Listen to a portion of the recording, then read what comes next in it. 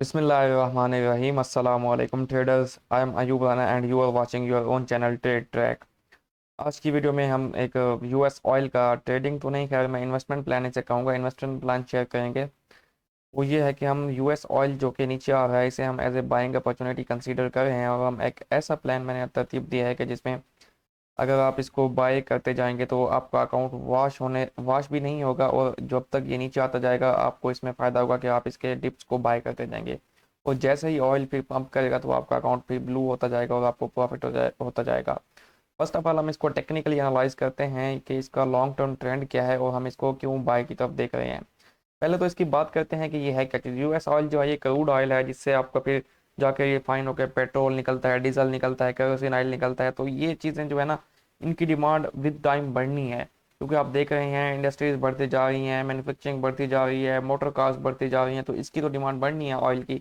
इसकी डिमांड मतलब कि कम नहीं होने वाली। अभी इसकी प्राइसेस क्यों डाउन आ रही हैं? क्योंकि अभी कुछ रिसेशन का फेयर चल रहा है। इसके जो मेन यूज़र्स हैं यानी कि मेन इंपोर्टर कह लें, वो फर्स्ट ऑफ ऑल चाइना आ जाता है, उसमें सेकेंडली इसमें यूएस आ जाता है एंड थर्डली मेरे ख्याल से इसमें इंडिया आ जाता है। तो ये इसके मेन कंट्री हैं, यूज़र यानी इम्पोर्टर हैं। तो यूएस में भी आपने देखा है कि इकोनॉमिक काओस चल रहा है, एक रिसेशन की भी बातें चल रही हैं, तो उस वजह से अभी इसकी डिमांड कम होती जा रही है जिसकी वजह से मे बी इसकी प्राइसेस डाउन जा रही हैं। तो इसकी प्राइसेस ने विद द टाइम इंक्रीज होना है, तो इस वजह से हम इसको बाइंग अपॉर्चुनिटी कंसीडर कर रहे हैं। फर्स्ट ऑफ ऑल ये 12 मंथ का चार्ट है। अगर हम इसको लिक्विडिटी बेस्ड थ्योरी पे एनालाइज करें तो मैं आपको बताता हूँ कि पहले क्या हुआ कि यहाँ से ये ऊपर जाना शुरू हुआ, इसने ये अपना हाई लगाया, उसके बाद ये रिलेटिव इक्वल हाइज लगाए और उसके बाद जो ये नीचे आया हमारे पास ये 2016 में नीचे आने के बाद इसने क्या किया, ये ऊपर गया और इसने ऊपर की लिक्विडिटी ग्रैब की। तो भी पहले इसने क्या किया कि यहाँ ये रिलेटिव इक्वलाइज, उसके बाद ये नीचे आया और इसने ये नीचे की लिक्विडिटी ग्रैब की, ये लॉस क्लियर किया, ये लॉस क्लियर करने के बाद इसने ऊपर की लिक्विडिटी ग्रैब की इन रिलेटिव हाइज की। अब ये नीचे आ रहा है, नीचे आते हुए क्या है कि हमारे पास ऑर्डर ब्लॉक है यहाँ पे 1 साल का, ये साल का चार्ट है 12 मंथ्स का। ये आप देखें तो जो ऑर्डर ब्लॉक है हमारे पास 47.69 से लेके ये है 63 के लेवल तक का ऑर्डर ब्लॉक है। इस ऑर्डर ब्लॉक में आते हुए यहाँ से इसमें हमें बाइंग देखने को मिल सकती है क्योंकि ये 12 मंथ का चार्ट है तो इसमें टाइम लगेगा। अगर आपको ऑर्डर ब्लॉक का इन्फॉर्मेशन नहीं है, ऑर्डर ब्लॉक के बारे में आपको नॉलेज नहीं है ज़्यादा, तो वीडियो का लिंक डिस्क्रिप्शन में गिवन है, मेरे चैनल पर आप विजिट कर सकते हैं। फुली डिटेल तरीके से मैंने ऑर्डर ब्लॉक को एक्सप्लेन किया है। तो यहाँ पे ईयरली ऑर्डर ब्लॉक भी है तो मार्केट इस एरिया में आके हमें यहाँ से एक बुलिश सिनेरियो दिखा सकती है। दूसरी बात, मैंने इसका फंडामेंटल बैकग्राउंड शेयर किया है कि ये ऐसी चीज़ है जिसकी प्राइसेस भी टाइम बढ़नी है। अब नेक्स्ट हम इसको 6 मंथली चार्ट में, 6 मंथ्स के चार्ट में देखते हैं कि वहाँ पे इसकी क्या सिचुएशन है। 6 मंथ्स के चार्ट में अगर हम देखें तो मार्केट ने क्या किया, ये जो लोस थे इनकी लिक्विडिटी गैप ही, ये वीक देख रहे हैं, इसमें लिक्विडिटी गैप हुई। लिक्विडिटी गैप होने के बाद मार्केट ने यहाँ पे एक स्विंग बनाया था। स्विंग बनाने के बाद मार्केट ने स्विंग को ब्रेक किया। जब स्विंग ब्रेक होता है तो हम कहते हैं कि मार्केट का स्ट्रक्चर शिफ्ट हो चुका है। जब स्ट्रक्चर शिफ्ट हुआ है, मार्केट का स्ट्रक्चर 6 मंथ के चार्ट में, 6 महीने के चार्ट में बाय की तरफ है। मार्केट जो है अपने बाइंग पॉइंट की तरफ आ रही है। जब स्ट्रक्चर शिफ्ट होता है तो उसके बाद मैंने आपको बताया है कि हम या तो किसी ऑर्डर ब्लॉक में मार्केट को बाय करते हैं या फिर फेयर वैल्यू गैप में। अब स्ट्रक्चर शिफ्ट होने के बाद 6 मंथ के चार्ट में हमारे पास ईयरली ऑर्डर ब्लॉक है। उसके बाद यहाँ पे हमारे पास 6 महीने का फेयर वैल्यू गैप भी है। 6 महीने के चार्ट में ये फेयर वैल्यू गैप, ये देखें यहाँ पे हमारे पास है 48 से लेके 60 का एरिया है। तो यहाँ पे ये 6 मंथली फेयर वैल्यू गैप है। तो फिर इस फेयर वैल्यू गैप में आके मार्केट, यहाँ पे हमारे पास ईयरली ऑर्डर ब्लॉक भी है तो यहाँ से अगेन मार्केट बाय जा सकती है और इसमें फिर मार्केट अपने इस हाई की लिक्विडिटी यानी कि 138 की लिक्विडिटी क्लीन कर सकती है और अपने ऑल टाइम हाई 147 की लिक्विडिटी भी क्लीन कर सकती है और नया हाई भी लगा सकती है विद इन अ ईयर और 1.5 ईयर्स और 2 years. It depends on the market. तो कुछ भी हो सकता है, मतलब टाइम का अब मैं तो बता नहीं सकता कि कितना टाइम लगेगा, लेकिन ये है कि इसकी प्राइसेस बढ़ सकती हैं विद टाइम। नेक्स्ट हम देखते हैं इसको 3 मंथ्स के चार्ट में। क्योंकि हम एक इन्वेस्टमेंट प्लान देख रहे हैं तो हमें बड़े चार्ट्स देखने पड़ेंगे। 3 मंथ्स के चार्ट में भी वही सिनेरियो है। मार्केट ने रिलेटिव इक्वल लॉस की लिक्विडिटी ली, लिक्विडिटी गैप करने के बाद मार्केट ने स्विंग बनाया, ये दोनों स्विंग ब्रेक हुए, स्ट्रक्चर शिफ्ट हुआ, मार्केट वापस आ रही है। यहाँ पे दो फेयर वैल्यू गैप हैं तो इन्हीं एरियाज में वापस मार्केट आके यहाँ से हमारे पास जो एरिया निकल रहा है 40 से 60 का, यहाँ से मार्केट वापस बाय जा सकती है। तो अब इन्वेस्टमेंट प्लान इसमें क्या होगा वो मैं आपके साथ शेयर करता हूँ, लेकिन पहले हम इसको एक मंथली चार्ट में यानी कि 1 महीने के चार्ट में भी मैं आपको इसको समझा देता हूँ। 1 मंथ के चार्ट में वैसे जैसा कि हम वीकली एनालिसिस में या डेली एनालिसिस में शेयर करते हैं कि ये जो है इसके रिलेटिव इक्वल लोज हैं। इनकी लिक्विडिटी तो इसने गैप करनी ही है ना 62 के नीचे। ये गैप करने के बाद ये फेयर वैल्यू गैप है यहाँ पे 1 महीने का 50 के आसपास, यहाँ पे यहाँ से ऊपर जा सकता है, या फिर 45 के आसपास, या फिर यहाँ पे 40 पे हमारे पास ऑर्डर ब्लॉक है, या फिर यहाँ से अब इसने बाय जाना तो है, इस इन्हीं किसी एरियाज में से जा सकता है। अब दूसरी बात अगर हम बात करें तो हमारे पास जो है ऑयल में जो डिप्स देखने को मिले हैं, बड़े बड़े डिप्स, ये जो डिप है हमारे पास, ये हमें 2008 में देखने को मिला था।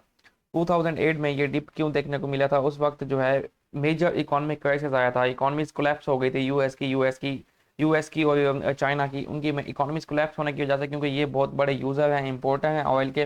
तो जब इकोनॉमीज कोलैप्स हुई तो इसकी डिमांड कम हो गई, डिमांड कम होने की वजह से ये हमारे पास एक डिप हमें देखने को मिला था, जो कि 147 से हमारे पास 32 के तक आया था।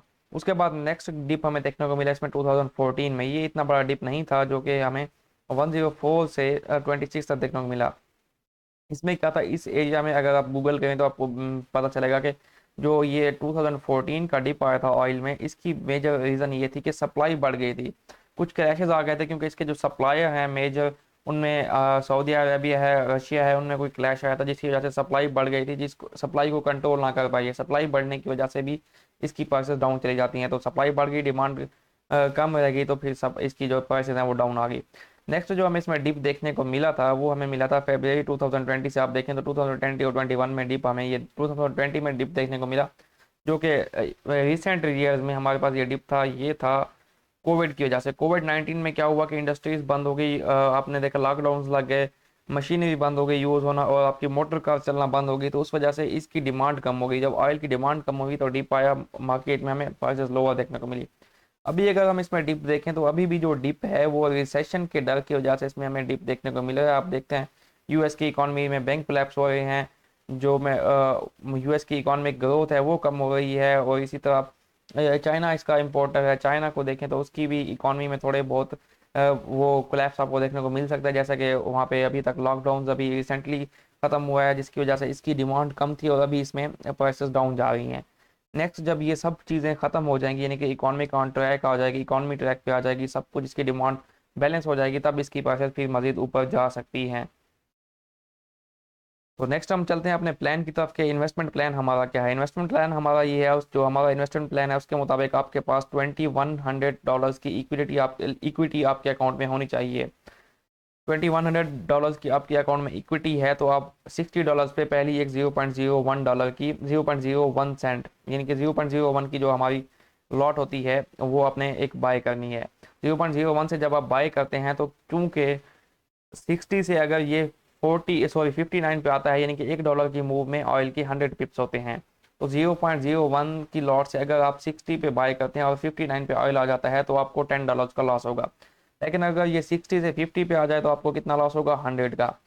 तो मैंने जो प्लान बनाया वही है कि आपने 60 पे पहली बाय करनी है, 1000 पिप्स के बाद, यानी कि जब $10 मूव अगेंस्ट मार्केट आपके कर जाए तो $50 की प्राइस पे आपने एक और बाय डालनी है।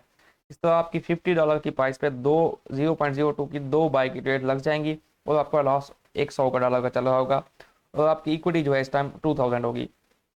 अब मैं आपको पहला सिनेरियो बता रहा हूँ कि मार्केट आपके अपोजिट जाती जा रही है, आपको प्रॉफिट नहीं हो रहा अभी, ठीक है।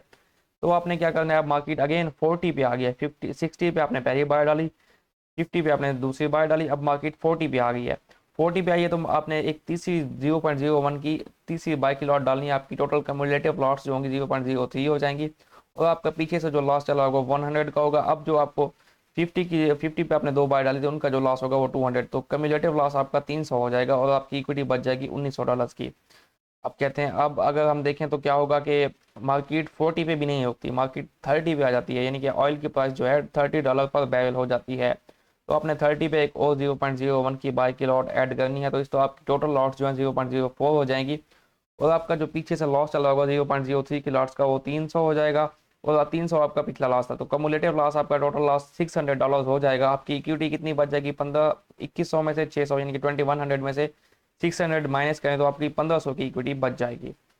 अब हम ये कंसीडर करते हैं कि 30 से भी नीचे चला गया ऑयल, ऑयल की वजह से 20 बैरल पे आ गई, 20 बैरल पे आपने 0.01 की एक और बाय की लॉट ऐड कर देनी है, तो आपकी टोटल लॉट्स कितनी हो जाएंगी? 0.05 की, जबकि आपका पीछे का कम्युलेटिव लॉस था 600 और आपको 400 लॉस अब हुआ इस $10 की डाउन मूव में, तो आपका टोटल लॉस कितना हो गया? $1000।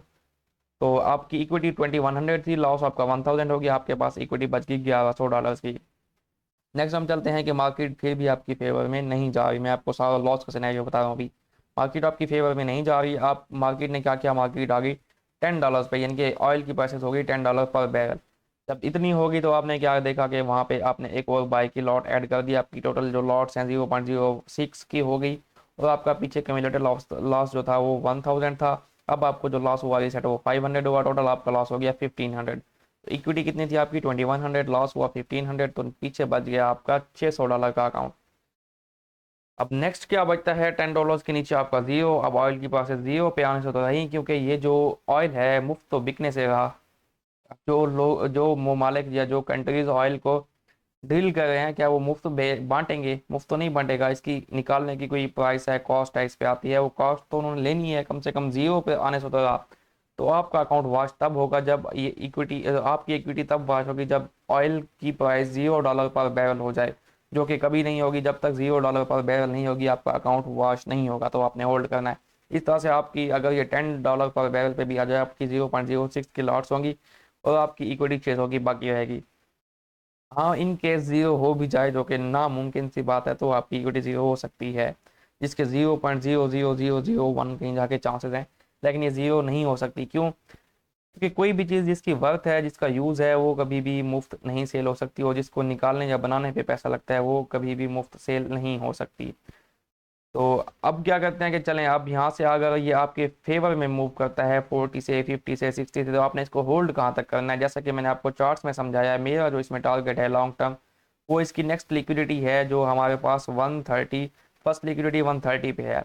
आप अगर 60 या 50 से बाय हैं तो आप 130 तक होल्ड करेंगे, यानी कि कितना आपको 60 प्लस 60 127 7000 पिप्स आपको मिलेंगे, जो कि आपको, यानी कि अगर आपने बाय किया हुआ है 60 से और 0.01 की आपकी लॉट है, तो ये कितने डॉलर मिलेंगे आपको? 7000 पिप्स में $700 मिलेंगे, ठीक है, 0.01 की। अगर तो आपकी जो है लॉट है बाय की, एक तो 050 से अगर ये 50 तक आ जाता है तो आपके दो लॉट्स हो जाएंगी, जिसमें आपको 1500 का प्रॉफिट होगा। अगर 40 से की आपकी तीसरी बार डल गई तो ये 130 तक चला जाता है, तो आपको इसमें 15 प्लस हमारे पास थी 18 प्लस 7, $2500 का प्रॉफिट होगा। तो इस तरह से अगर ये जितना नीचे आता जाए तो आपने इसको बाय करते जाना है। जब ये अपनी लिक्विडिटी लेगा तो आपको इसी तरह आपका अकाउंट जो है विद इन अ ईयर और विद इन 6 मंथ्स डबल होता दिखाई दे सकता है। और ये जो मैंने आपको प्लान शेयर किया है, इसमें आपका अकाउंट वॉश बिल्कुल नहीं होगा अगर आप इसमें इस प्लान के मुताबिक ट्रेड्स लेंगे। मजीद इसमें लॉट्स ऐड नहीं करनी। हाँ, अगर आपकी इक्विटी कम है तो फिर आप लॉट्स को मैनेज कर सकते हैं, जैसे कि मैंने हर 1000 पिप्स के बाद एक लॉट ली है, तो आप क्या करेंगे, 2000 पिप्स के बाद लॉट लेंगे, जिसमें आप 1000 की इक्विटी को मैनेज कर सकते हैं। फिर उसमें आपका रिस्क भी उसी तरह कम हो जाएगा और रिवार्ड भी कम हो जाएगा। तो ये एक इन्वेस्टमेंट प्लान है ऑयल का। इसमें जो है ऑयल एक बेस्ट अपॉर्चुनिटी मुझे दिखाई दे रहा है। इसमें कोई रिस्क नहीं है, आपका अकाउंट कभी भी वॉश नहीं होगा अगर आप इस प्लान को फॉलो करेंगे, और आपकी इन्वेस्टमेंट विद इन 6 मंथ या with in a year double हो सकती है। और जैसा कि आप ऑयल को जानते हैं, ऑयल कभी भी फ्री नहीं बिकने वाला। ये ऐसी चीज़ ही नहीं है कि आप कभी इसका चार्ट निकाल के देख लें, कभी भी ये जीरो तक तो गया ही नहीं है ना। ये हमारे पास 1967 1965 का चार्ट देख लें, तब भी ये $2 से $3 की रेंज में था। उसके बाद 1972 से आप ये चलता हुआ देखें चार्ट, तो जीरो तक कभी नहीं गया। जीरो जा ही नहीं सकता ना, नामुमकिन सी चीज़ है। तो इसी तरह इस प्लान के थ्रू आपका जो अकाउंट वॉश होना है वो भी नामुमकिन सी चीज़ है। अगर तो आपके पास इक्विटी है इतनी, तो आप इस प्लान पर अमल कर सकते हैं। और अगर मेरा प्लान अच्छा लगे तो वीडियो को लाइक कीजिएगा, कमेंट कीजिएगा एंड शेयर कीजिएगा। And after all, thank you for watching and good luck for your trades. अल्लाह हाफिज़।